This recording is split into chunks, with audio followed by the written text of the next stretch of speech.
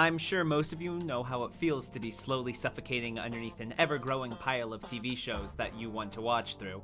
Or maybe that's just me, but I have been working my way through a back catalog for a while now, and I recently started watching the show Preacher, and I was surprised by how clever the opening title sequence was. The entire thing consists of showing a character's vice and then the actor's name. It shows a bottle of booze to signify Jesse's alcoholism, and then the actor's name. It shows someone snorting cocaine to signify Cassidy's substance abuse problems, and then the actor's name. It shows a video of Tulip speeding to represent her fondness for crime, and then her name. And it goes on like this for every character in the show. I really liked it. It's a really clever way to introduce characters without even having to show their faces. Now, here's a similar title sequence that's not as clever. Take my love, take my land, take me where I cannot stand. I don't care, I'm still free. You can't take the sky from me. Now wait, I want to preface this by saying Firefly is an amazing show. Absolutely phenomenal. But the title sequence doesn't do anything interesting. It's just a still of the character, some clips from the show, and then the actor's name.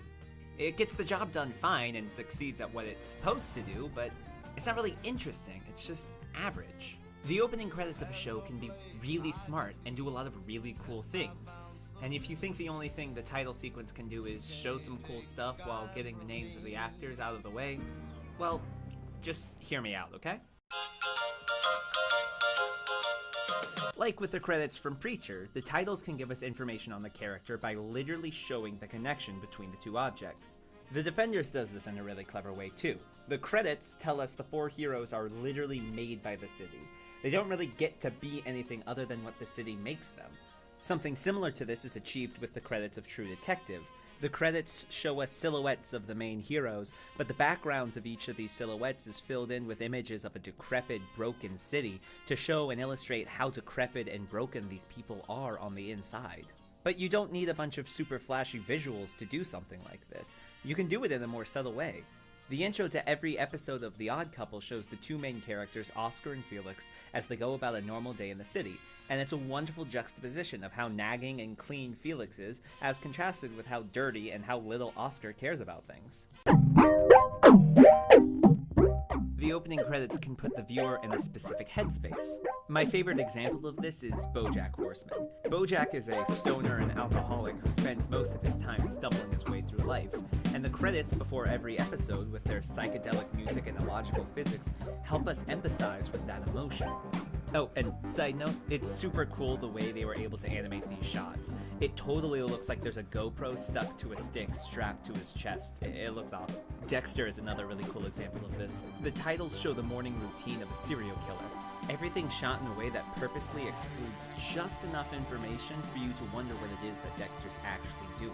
It makes you realize that anything can make you think about murder. So when we see Dexter later in that episode struggling with his urges to kill people during everyday mundane tasks, it's much easier to understand. The intros of Monty Python's Flying Circus as well as South Park introduce us to the world we're about to spend the next 30 minutes in. The Drew Carey Show does a great version of this as well. By starting every episode with a wacky musical number, it informs the audience that this world that you're about to enter is kinda crazy and prone to weird things happening in it. I also really like this part in the credits for Narcos. It shows a bunch of stuff, but only in its relationship to drugs. This suitcase is only useful for carrying drugs. These people need to die to keep the drug ring alive. This shot here works effectively as a checklist of things you need to make drugs. It does this because in this world, in order to survive, you have to think in terms of cocaine, because that is what runs the world around here. And apart from looking super cool, the Cowboy Bebop titles are underscored with a fast-paced swing tune while blacked out silhouettes of characters pass by. This is to introduce us to the sort of film noir style world that this show takes place in. And finally, a show's intro title sequence holds almost limitless creative possibility. The show Ozark doesn't really have titles in the traditional sense, but it intros every episode with a photo, and each of these smaller images spell out the story of the episode, which gives the whole show a really interesting element of mystery. So when you see this, A few episodes in, you think to yourself, oh, that's probably gonna involve the Preacher. I wonder what he's gonna do in this episode. And it builds a really interesting tension.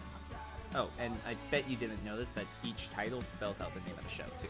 And I would be remiss if I didn't mention all the phenomenally hilarious jokes that can be done with the titles of a show. Community has done parodies of pretty much everything you can think of, from stop-motion Christmas specials. The most successful Christmas was today. Okay, we got him. We got 'em. Spaghetti westerns.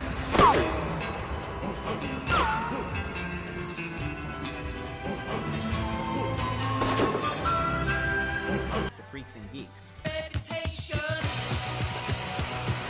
Living in the past, a new generation. And yes, of course, the one show you thought of the second you heard this was going to be about title sequences. I don't think there's really much anyone can say about the couch gag that hasn't already been said 1,000 times before. I mean, if there's already a Watch Mojo Top 10 video about it, you're probably not breaking any new ground. But the intro to the show is really great. Its constant need to change, in addition to its ability to allow guest artists, makes it one of the most memorable intro title sequences of all television history. And also, they did an episode where Banksy directed the intro. I mean, come on, that's awesome! So next time you start binge watching a show and Netflix gives you the option to skip the opening credits, maybe just give it a second thought.